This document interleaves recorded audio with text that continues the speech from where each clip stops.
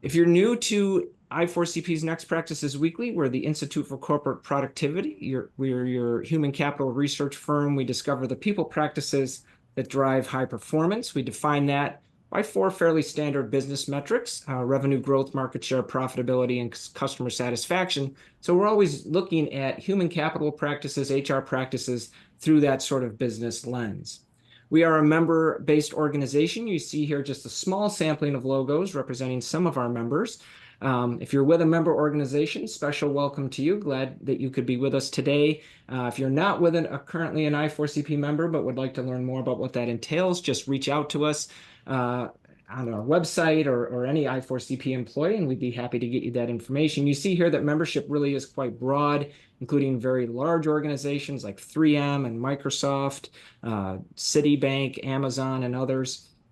Also a broad range of industries represented. We've got a lot of sort of regional hospital systems, regional banks. We've got a growing cohort of unicorn sort of startups. So really great I4CP community of organizations represented. My name is Tom Stone. I'm a senior research analyst here at I4CP. I co-host most of our Next Practices Weekly sessions, so great to be with everyone again. And this week, I'm joined by my co-host, Nathaniel Hudson, Director of Member Services. Great to have you with us, Nathaniel. Thanks, Tom. Good morning. Great to see you. Good to have you. You'll be leading the conversation when we bring on our special guests in just a couple of minutes. But until then, a couple of other quick announcements. As the name implies, Next Practices Weekly, we do meet every Thursday at 11 a.m. Eastern, 8 a.m. Pacific. You see the upcoming session, September 26th, October 3rd, and 10th. We're going to have outstanding guests: Kimberly Jones from PwC, Paul Pisano from Booking.com, and Dr. Tina Opie, who was, she's an associate professor, and she was one of the speakers at our conference this past March. Speaking of which, our next conference, which we have every March, will be early March 2025, March 3rd through the 6th, and once again in Scottsdale, Arizona, where we meet every year at the lovely Fairmont Princess. You see here, we've announced the first 10 speakers. There'll probably be more like 25 or 30 by the time we're done gathering together the agenda. But you see, we've got Peter Capelli from the Wharton School. You're probably familiar with him as a thought leader in the industry. We've got HR leaders from companies like Atlassian, ServiceNow, Visa, Microsoft. We've got academics. We've got book authors. Every year we get together a wide range of CHROs, some CEOs and former CEOs. This is a conference where we don't have an expo, we don't have a vendor hall trade show. It is consultant free. So if you would like to scan that QR code and get registered, we're already seeing very strong registrations coming through. And I believe through November, I think it's November 15th, it's not on the screen, but there's still a discount available. I believe it's a $300 discount through mid-November. So folks are starting to register now and receiving that extra benefit. With that, I'm going to turn things over to you, Nathaniel, to lead the conversation with our two special guests today. Thanks, Tom. Appreciate it. Good morning, everyone. Welcome. Glad to have you all here today. The stars of our show today are Jordan and Shellie from Spire. I'm glad to see Shellie's face. She was having some technical difficulty, but the show must go on, and here we are in all our glory. So just in the nick of time. I love it. You both joined Spire in fall of 2022 and have had some pretty other cool companies on your resumes, including Amazon, Kohler, Accenture, Target, Lululemon. I'm just curious if you could just get us started today by introducing yourself and telling us a little bit more about why you joined Spire. Maybe Shellie, you can go first. Sure. Thanks so much, Nathaniel. I really appreciate it. And phew, yes, the technology worked. And here I am. I'm so excited to be able to be here with all of you today. And thank you for taking your time to be with the Next Practices this week. My name is Shellie Sturmer. I am the Global Head of Talent and Employee Experience at Spire. And as Nathaniel mentioned, yes, I've worked in many other places, mostly large or startup companies. And one of the things that really drew me to Spire after being at Amazon for 9.5 years was the fact that I really like to build and create. And as we were talking about Spire and I was thinking about how does it make Earth a better place, I'm like, And our CPO, Tim Braswell, and I were having a conversation. And he said, Shellie, we went IPO in 2021. He started at the beginning of 22, and he was really building out our people team. And he said, really, the vision is going from startup to stand up. And I had all of the things going off for me of I get to build, I get to create, I get to look at processes and think about how they can be different. And I can make a difference for Spire and our employees while Spire employees are making a difference for planet Earth. And so that was the impetus for me joining and getting on board. So I'll turn it over to Jordan for her story. Wonderful. Thank you. Yes, I second that. Thank you all for spending time with us today. Very excited to be here. I know we also have most of our team on this call today, so hello to all of you.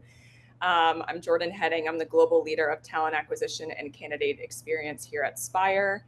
I started almost 2 years ago as the senior HR BP, what we call a people partner here at Spire, covering North America. So that is where my background has been.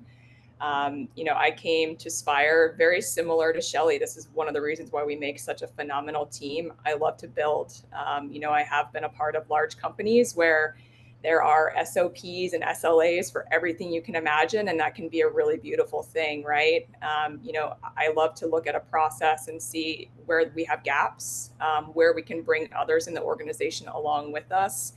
And I will say I'm very lit up by organizational change and the psychology behind that, and bringing leaders and your team members along with you on that journey.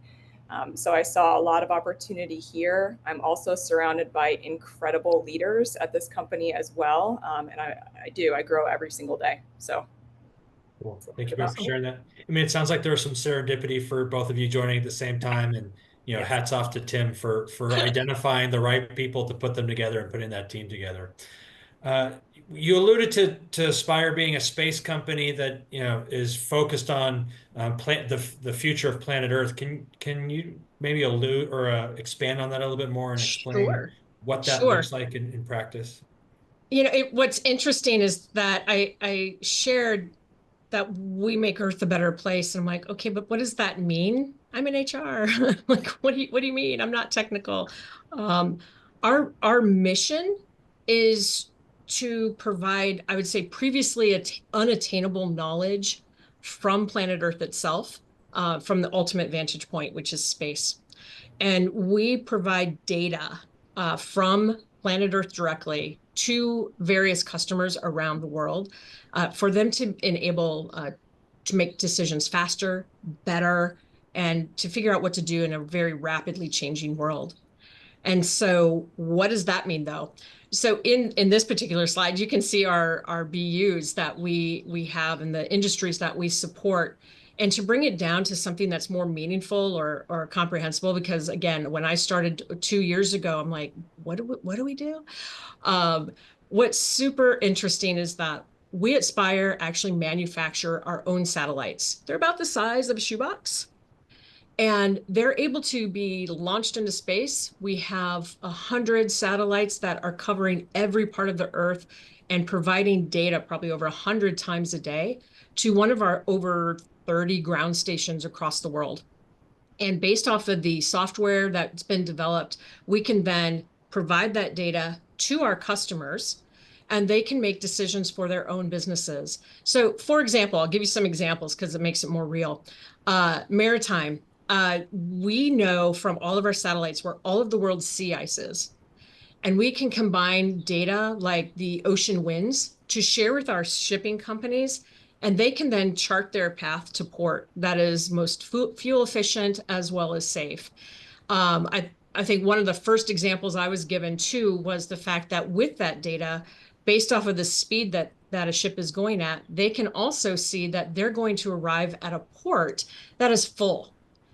So they can slow down their speed, reduce their carbon footprint, get into the port when it is empty, and that saves on fuel consumption. It also helps with supply chain because they're able to get their goods, whatever their products are on that ship, off faster, which then, of course, can lower prices for consumers when they're able to get their things faster. So that's one example that I love to share.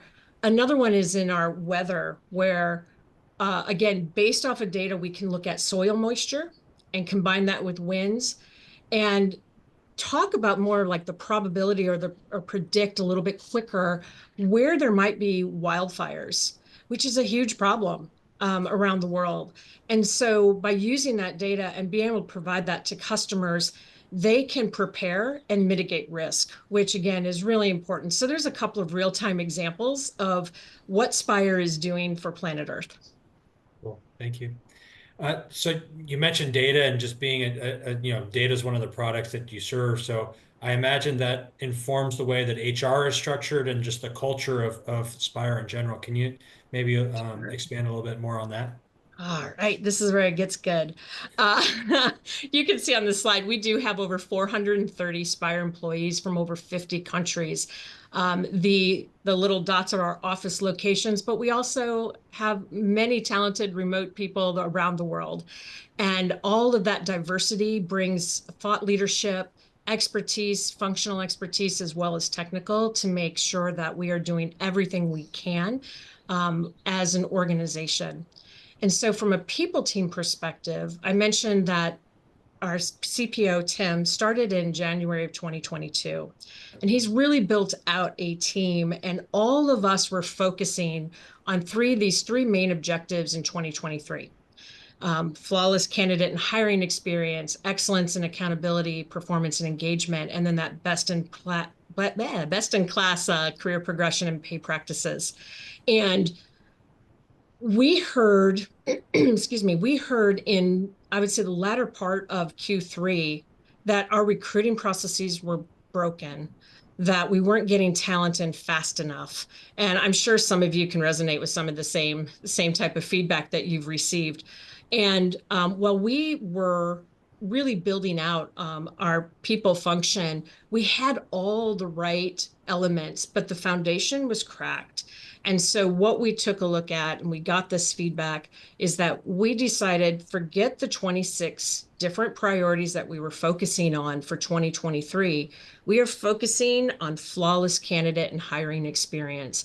And after ideating, Project Meteorite was born, and we took our 15-person people team, and those are in the various that includes people partners, talent acquisition, total rewards, people operations, and people development. And so we said, forget the 26, we're focusing in on this. And Project Meteorite then was formed to listen to our customers and to make that really transformative recruiting and candidate experience so that we could have a sense of belonging right from a candidate saying, hey, I'm interested in Spire.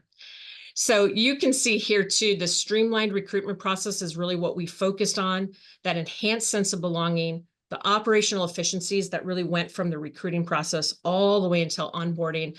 And as I said, we have a fantastic recruiting team already. And I would say our approach, though, was much more reactive. We had a position, we opened the rec, we sourced for it, we filled it. And we decided to change that narrative and really focus on more of a proactive, strategic partnership from a talent acquisition perspective. And that's where what we focused on for Project Meteorite. So I was going to say, if we can go to the next slide, I love this slide because when you think about meteorite, you think about something crashing down to Earth and all these really cool space rocks come into play.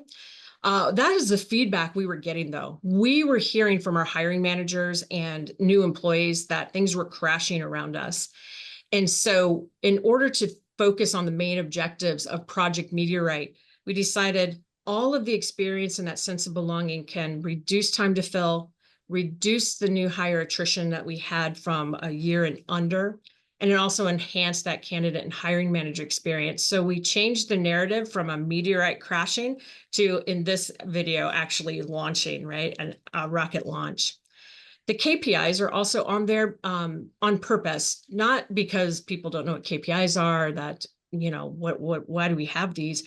It's just that before we had data, we were grabbing data manually from various places, and we weren't necessarily giving all of the information that we needed to our stakeholders. So the KPIs that we put in place were really important to actually drive more data-driven decision-making and to share with the business how we were strategically on board with them by really focusing on what mattered most.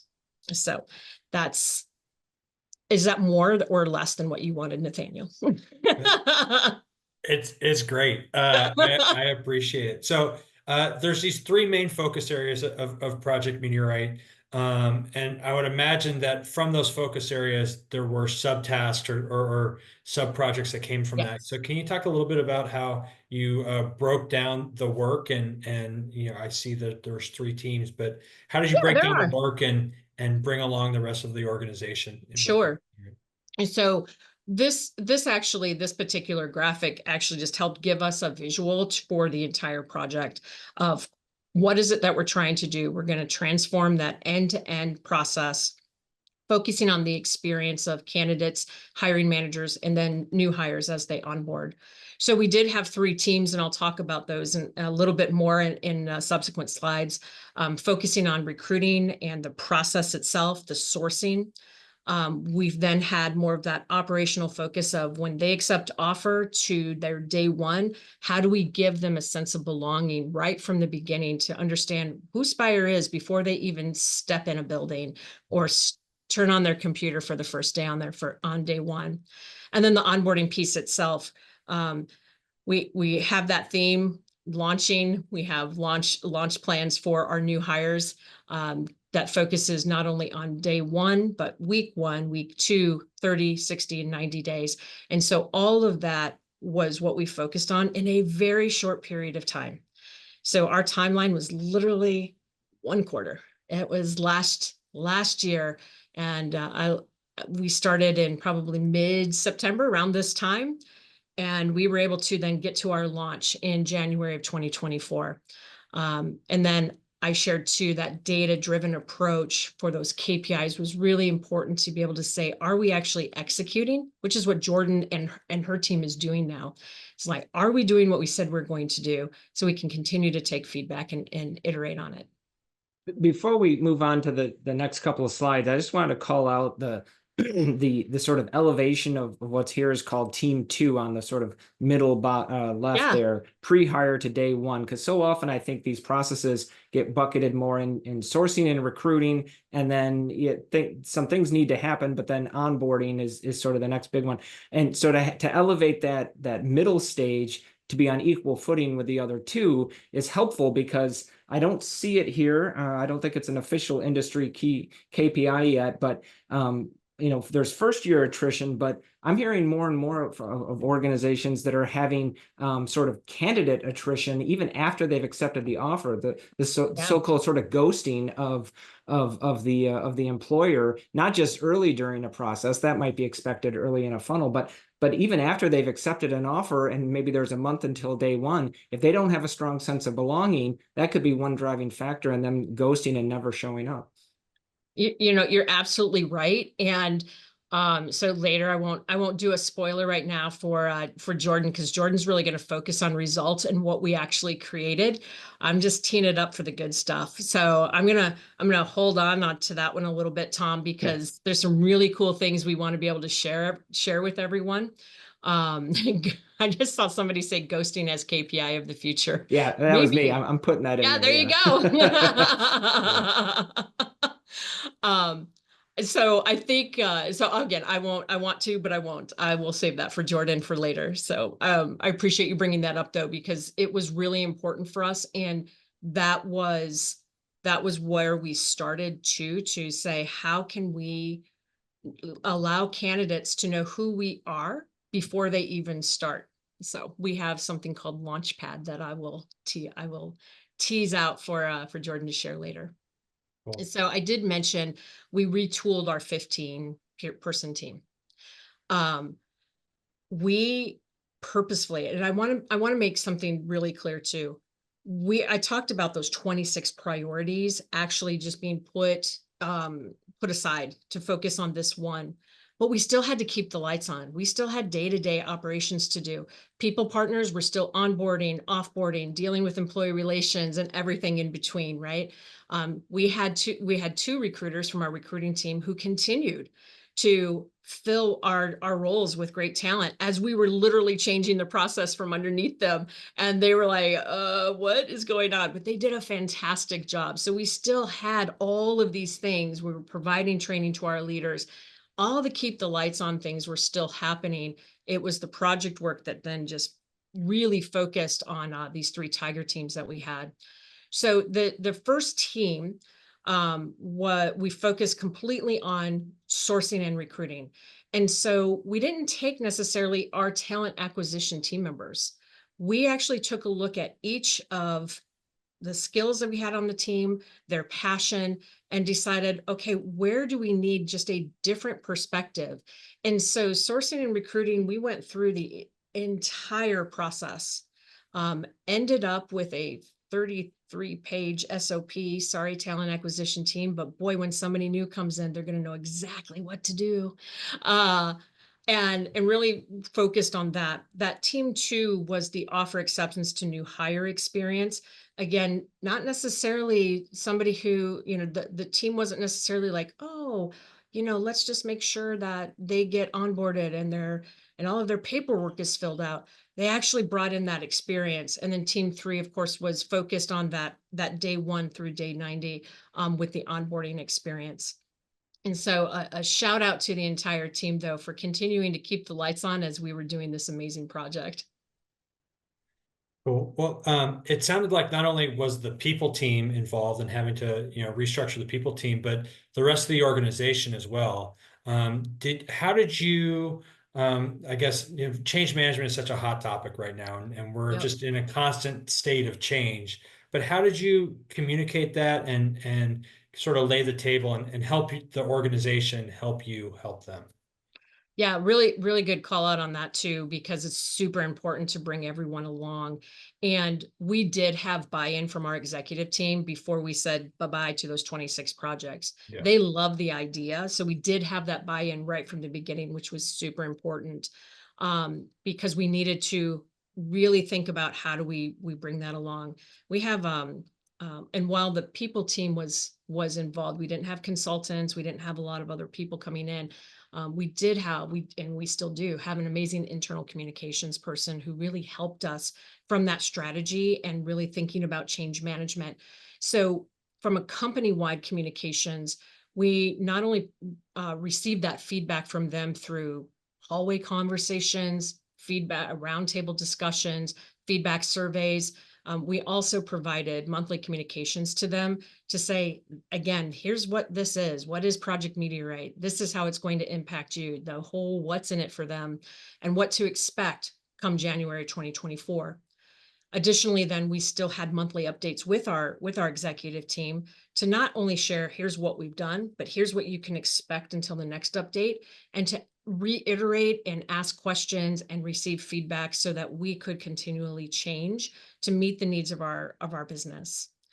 And I think also really importantly is we tapped key non-HR leaders who on the shoulder who could help us not only with the messaging, but they could take a look at our processes.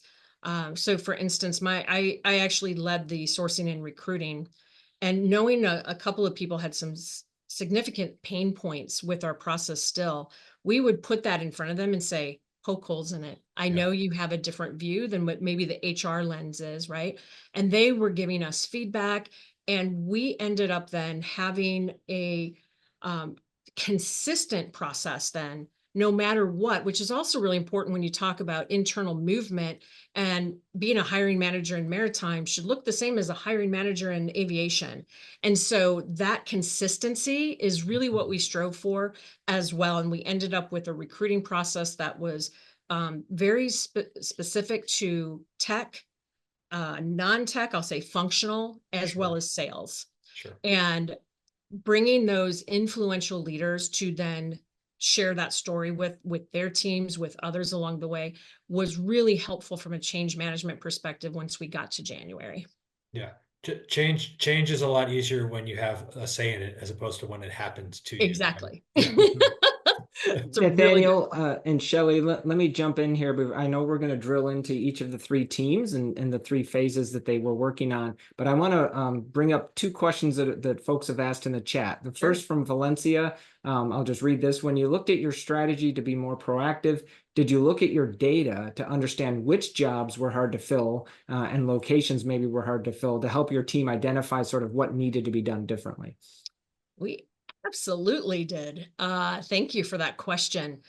We did have the data of what we really focused on from a recruiting perspective was, and that strategic sourcing that we put into play was critical roles, niche roles, because as you can imagine in a satellite organization, you have to have people who know how to build those. So there's some niche positions as well as those I would call frequently filled roles that we need engineers consistently and leadership roles, depending as sometimes fell into critical. So I would say that there was probably 4 different paths, and we were able to then take a look at having a list. And again, I won't steal Jordan's thunder. She'll share with you some of those results that we had from that. But that was absolutely imperative for us to take a look at where we should focus on from that strategic sourcing perspective, for sure. And data is key, right? You have to look back. But that was also part of what we needed to do better. And so we used the data we had, but then we put more data and KPIs in place so that we could monitor it along the way.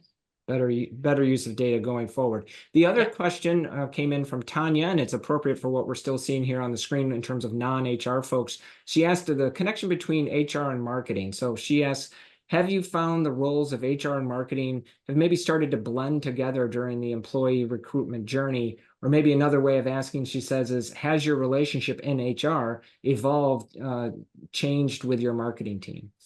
It has. We actually have a branding team, and getting on board with that, it was really important of how do we actually focus on not only branding ourselves, but understanding what Spire does.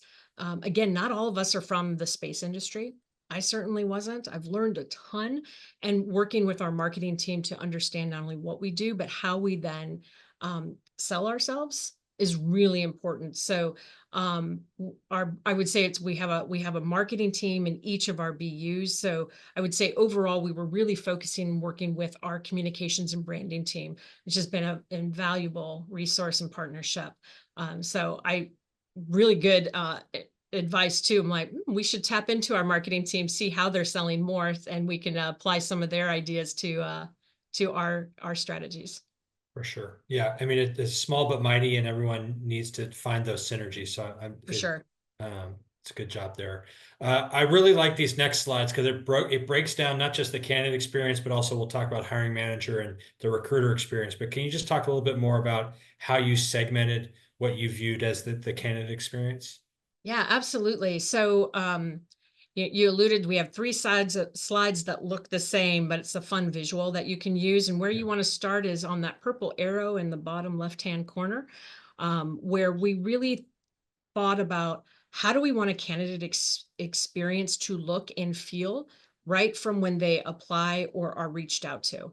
And so you can follow this along in regards to each step of the process of what to expect from Spire, how to prepare for your interviews, what's going to happen with an offer process. And we're going to get you all the way until day 1, should of course they be made an offer. But that experience, all of these were really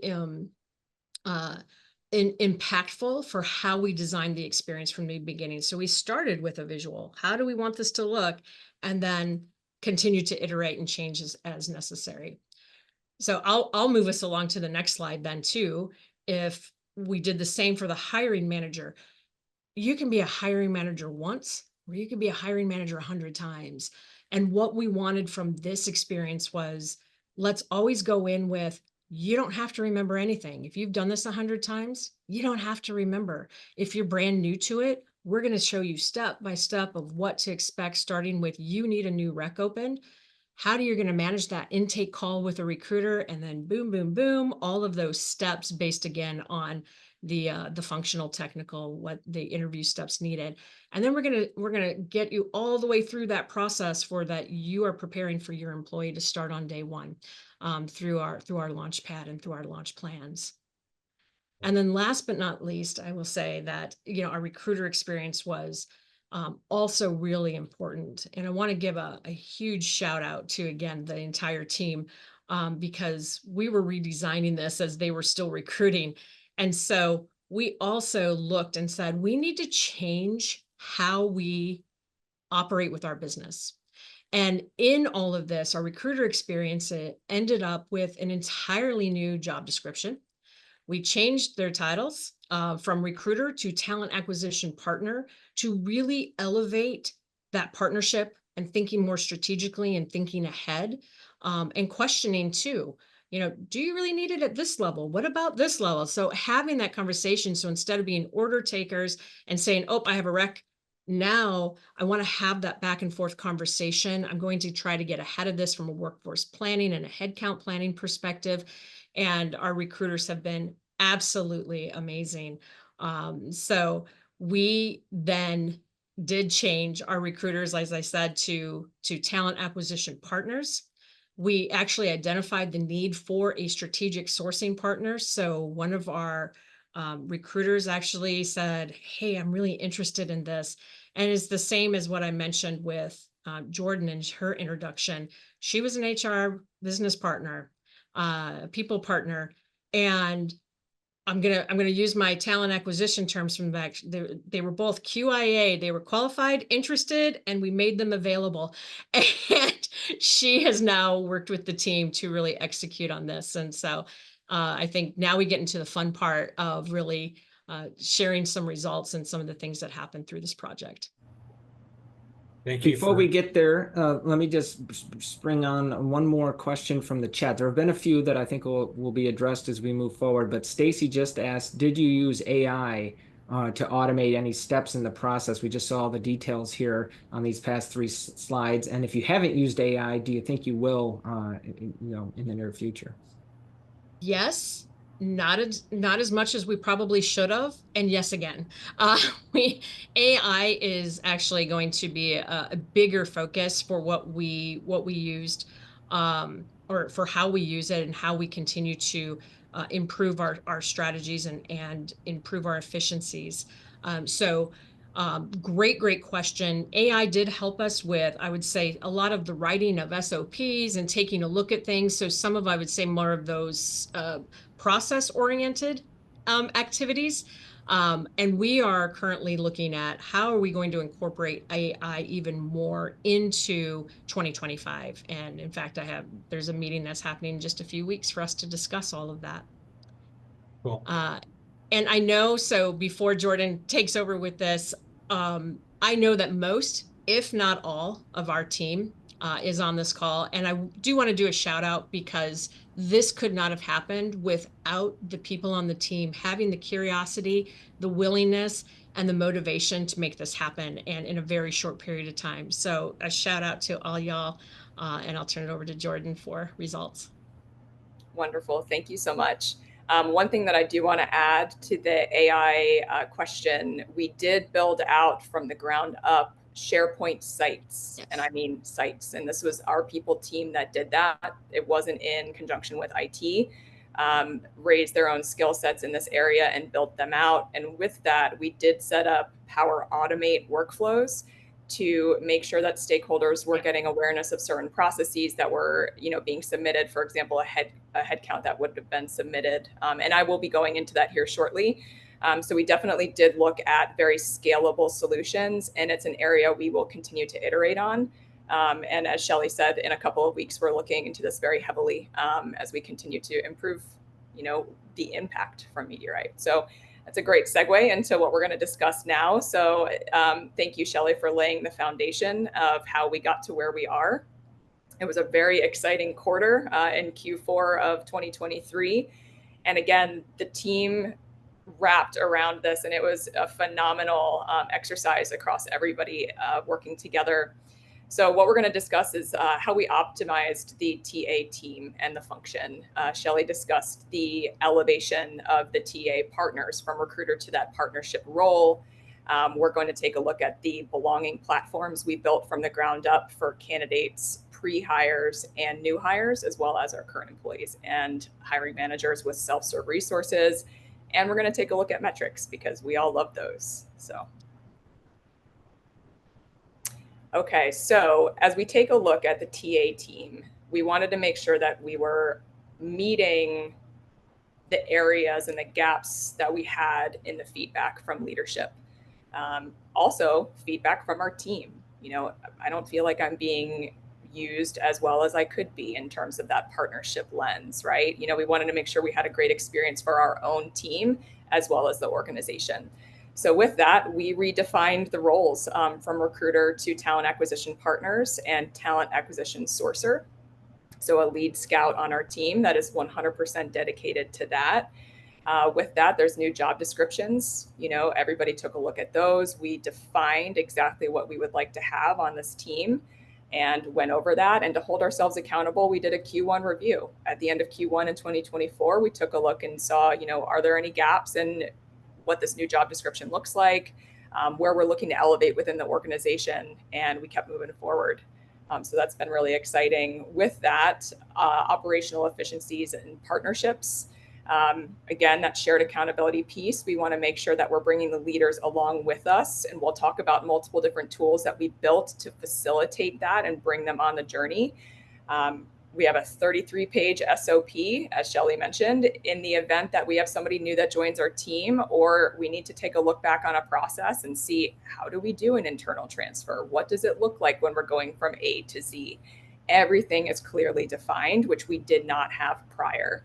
Again, we had a really nice foundation, but there were cracks in it. So we wanted to make sure we were filling those holes. And service level agreement. We go into every single meeting, every tag up, as we call them, intake calls when we have a new headcount request. Everything is led with data. So this is a new approach that we have. We bring data insights to every intake call for a new requisition that we have with market data. LinkedIn Insights, taking a look to see if we may need to relocate, looking where in the world we may have really wonderful talent based on our offices and what that could look like. So we go into our meetings now with that data to make sure we're making the decisions that are going to be best for our teams, and also taking a look at the budget impact of that as well, because that is a part of ownership with our team. We had one of our recruiters move into the sourcing role and couldn't be more proud of how everybody has wrapped their arms around this role as well and defined it with this individual. It's been pretty incredible to see how we've built proactive pipelines and CRMs for our hard to fill niche roles. And I would love to address the question that did come up around how did we determine what those were? We partnered with leaders. We wanted to hear from their lens, hey, you know, the time to fill may not be really high on this, but this is a critical role for me, and I would love to have hot list candidates for this role. We took a look at historical data. When we have a headcount request that is submitted on the platform we're going to discuss in just a moment, the leader will say if it's a P1, a P2, or a P3, and then they define what that means. And we take a look into that. So everything really is data driven around the priorities for the roles that we have. And then we have a couple rainbow squirrels. We are a unique company. We may have a microwave engineer and, you know, all these different things that we know are just challenging to find. There aren't many people in the world that may do certain roles that we have. So that is more of the common sense piece where we just know we need to have hot list candidates for that as well. Employer brand awareness. I loved the question around marketing. It is so important that we are raising awareness of who we are, what we're up to, why we should be that next company you're targeting to increase your, you know, career aspirations, and continuous engagement around that. So we do have nurturing campaigns that go out to many of our candidates. And then multi-phase staffing solutions, you can see last on the slide here, we have contingency planning for the roles that I discussed. And outside of that, we also took a look at leadership roles. So senior leader roles, we have hot list backfill roles ready to go in the event that we have a need. So very, very proactive. We're already engaging with these candidates, and they're passive candidates. So being very proactive there. Cool. That's awesome. Rainbow squirrels. I wonder if that's rarer than a purple squirrel, which is what I used to call them when I was in TA, but made me chuckle. But the fact that it's very thorough how you're thinking through everything, right? And the SOP, and you've got all this documentation, but it's one thing to talk about it, it's another thing to execute it and put into practice. So I'm just curious, what does this look like? The candidate experience. Like, how are you taking it from concept to reality? Yeah, absolutely. So one of the main focus areas for us was to make sure that there was a sense of belonging, and ease, if you will, and how they can connect with us as a company, with our recruiting team, with their hiring team, get to know who we are. So Prelude is a third-party platform. This is not one that we built. Some of you may have heard of Prelude in the past, or you may work with them currently. But what this does is it allows a individualized platform for a candidate as they go through their process. So this would be built out with their schedule. Who are they meeting with? Here's some resources. We even have videos on how to interview with us. These are the things that we take a look at. These are our values, right? It's those resources that really set the candidate up for success, and give them everything that they need from day one when they apply to the role. So outside of that, you can see that there's some links on the left where they can be taken to a lot of our homepages, and just get to know us a little bit more as they go on that candidate journey. Cool. And then you did similar things for the pre-hire, or like once an offer accept, and to day one, the prepare for launch. Can you explain that a little bit more? Yes, so this is a passion project, I have to say, because we continue to work on it, of our team through Meteorite. This was built by the people team.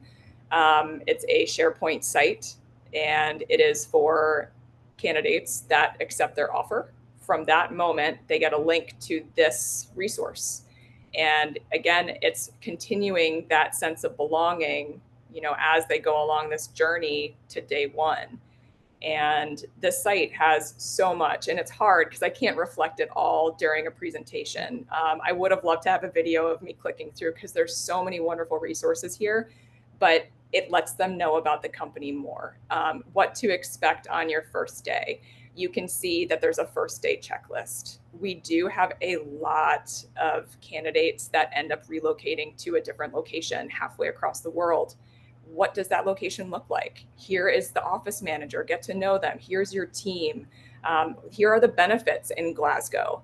These are the wonderful places to go eat lunch when you walk from Sky Park. I was over there for a while, and it really helped me. It gives you a sense of calm amidst the storm. We talk about the proverbial fire hose when you're new, and it does. I think it can ease anxiety of the newness that's to come. We've all been there. We've all been in those shoes. Something that I did want to mention, we've had 3,000 site visits for this page, which means it's been heavily used. It's been clicked on multiple times by the same user, and every single one of our new hires has explored the page. So very happy that it's being used and it's value add.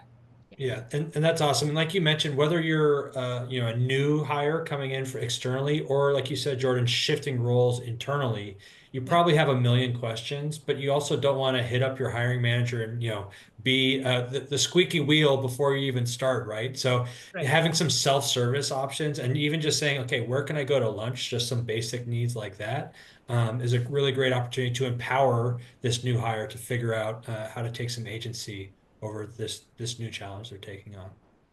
Yeah, absolutely. And you said it correctly. It's self-serve, right? It is also scalable. It allows for that scalability, and we'll continue to iterate and add as we get more feedback on what could be needed for our pre-hires. So pulling through Launchpad, and you can see that there's a really fun play on words here, is our new employee resource platform. So again, hard to reflect it all on one slide, but we have so many resources, and these are obviously proprietary. They're available on day one onward for the new hire. So there's different information here than the pre-hire portal. again, you can see day one, what to expect. There's all these different quick links from community hubs to your brand kit. How do you put your, what do we call that? Your signature in the email, right? It's all there for them. These are what your backgrounds look like. You know, right now I'm flying around in outer space. It's wonderful to have these as a new hire as you go into your new tag ups. So again, it's setting the expectation. This is what's coming week 2, week 3, and 4. And just again, it's what to expect, benefit information. There's a lot there for them. And there's a lot that could potentially slip through the cracks there, like the signature. I know my signature is set up, but I also don't know the branding specific. Like I did it at one point, but for the hiring manager or the folks that are onboarding from the team, they don't have to carry that cognitive load either. You can just put it in one place, and it's a good way to be able to take some initiative, right? This is a continuation of the launch pad, but also you have the hiring manager resources too, right? We do, yes. So again, continuation here. We wanted to ensure we had belonging for our employees here as well, for employee experience. We have a lot of fun communication articles. Our benefits are here. Anything that we want to highlight will go through Launchpad for our employees. It is now the way we communicate to our organization. Our people team is phenomenal when they set this up, and we have a pale blue dot email alias. Everything comes from the Launchpad we created. So not only do we add value to our organization, but we're also supporting other teams, and we're not just within our own vertical. So I love the value add there as well. I spoke a lot about bringing the organization along with us, specifically our hiring managers, and there were a lot of opportunities here. And I mean that in the best way. We have a lot of ICs that moved into management roles, and we needed to bring them along in the training journey and how we would love to partner with them for success. It is that shared accountability piece. So here as well, you can click on multiple different things from recruiting, onboarding, performance management, anything they could possibly want. And again, we took those external viewpoints on, hey, we would love to have resources on this, this, and this. We added it all here. Now, I know if we go to the next slide, we're focusing very much on the recruiting and onboarding piece. So we built this out. And again, this didn't exist prior to Meteorite. So all on the left-hand side, we have the recruiting resources. All of those arrows click down into a lot of content, very easy to navigate tiles. We want to make sure the ease of use is there. They can get what they need. Onboarding is the same. There's trainings that are linked, launch plans that are linked for onboarding through their first 90 days. Again, it has all the resources here. One thing that I do want to call out that I'm not able to show on a slide, when you click down on the recruitment planning toolkit, this has been pivotal in my leadership and making sure that the team is organized and knows what's coming. We have what we call a headcount request that we built into SharePoint. And what the hiring manager does is they request the new rec that they're looking for, the priority, the notes around it. If it's a backfill, who is it backfilling? It is a high visibility system that allows for alignment across a lot of different stakeholders. So if you can imagine, you have finance partners, you have senior leaders, everybody wants to know what's coming down the pipeline, right? So once that headcount request goes in, it is sent off to multiple stakeholders. Everybody has awareness from that moment, ready to roll, right? And then as soon as it's approved, the TA partner is assigned, then they roll with it. So it's one of those Power Automate that I discussed earlier, where we did set up scalable solutions. Cool. And both you and Shellie talked about your desire to build. It's quite clear that you've built a very strong foundation here, but it's also built into it is that it's iterative, right? This is not just carved in stone and this is the only way it can be. You have a very this platform and the familiarity with the platform solved that low-hanging fruit that you had, the pain points with the hiring managers. But you can come back in and you can tweak, you can move around, you can edit as needed as new opportunities and challenges arise. So that's awesome. I love to see it. We talked about data a lot. It's one thing to talk about, it's one thing to do it. I'm curious what results and what numbers you saw from it. Yeah, so we have evidence of the effectiveness of our approach. We've got a lot on the slide. There's a lot of fun metrics here, but there's a couple things that I do want to point out. We didn't have a handle prior to Meteorite on the experience for our candidates, our hiring managers, our own recruiting team in data from an NPS standpoint. So something that I'd love to point out here, prior to Meteorite, we had a candidate experience NPS of 40. We set a goal of 90 because we want to go for the best, right? And we are currently sitting above 96 as we're in Q3. So we're really doing well there. We're taking the data, we're running with any trends that we may see, and hiring experience for our, hiring manager experiences as well. Pre-Meteorite, we were sitting at 60. At the end of Q2, we were at 74, and now we're near 80 as we're in Q3. So really making a better experience for all through the sub projects that we had. And we had over 35 per team, which also went into further sub projects. With time to fill and offer acceptance, as we went into Q1, we did see a bit of an uptick, as you can see with that yellow line to 104, but we quickly went down to 62 for our time to fill. Decreasing by 40%, which is pretty wonderful. And by the end of the year, we're looking to be at 50 for our time to fill for days. With offer acceptance, this is an industry standard we just stay close to. It's not a goal specifically, but we just want to continue to monitor that. Yeah. And if you can go faster and increase people's satisfaction, that's a win-win, right? Yes, absolutely. And I love your point that we have those scalable solutions and we continue to iterate. It's true. We have had a lot of times, honestly, where we've done that. We've taken a look and we said, okay, this isn't working. Let's go right back to the drawing board, and we change it very quickly. Our team is incredibly resilient, incredibly smart, and they are wonderful at what they do. And it's in their hands as well to get there. So a couple key takeaways from today. So we all get feedback all the time. When you hear it, keep listening from your own team and your organization. Craft what that path looks like. As you saw, our experience wheels, we mapped it out, and then we created sub projects from there that really worked well for us. I'd leverage the strengths on your team. We have wonderful folks on our team. One, for example, is a champion of community and loves the onboarding piece, so she went specifically to that onboarding team and could give a different perspective. So really leveraging the strengths on your team and those passions is a wonderful way to leverage them. And just see where it takes you, enjoy the journey, and have fun with it. Yeah, well, I think go ahead, Shellie. Go ahead. I think I'll just add one more thing, because as we started at the beginning, Jordan and I both came from much larger companies, and we're in a smaller company now. And to me, it doesn't matter what the size of your organization. We happen to have the luxury of being able to take our entire team and to be able to do this for a smaller company of 430 plus. But this is just as easy to implement. I shouldn't say easy. It was not easy, but this could be implemented in a large corporation as well by taking, again, key individuals to be able to take a look at one process. And you don't have to do the entire wheel that we did. It's what are your pain points? And then be able to really just start that journey of how do we get a differing viewpoint of, say, our recruitment processes or our pre-boarding experience. And so don't let the entire project overwhelm you too. It's totally doable when you look at it in bite-sized chunks as well. Yeah. Well, how do you eat an elephant, right? One bite at a time. One bite at a time.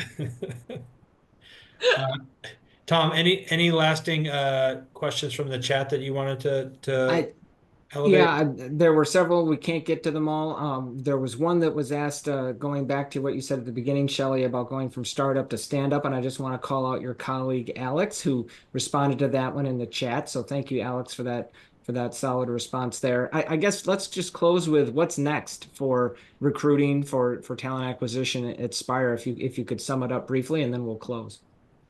What's next? What's not next? We're going to continue to look, and we already mentioned too, we're going to be looking at AI across our entire people function, not just in the recruiting and talent acquisition space.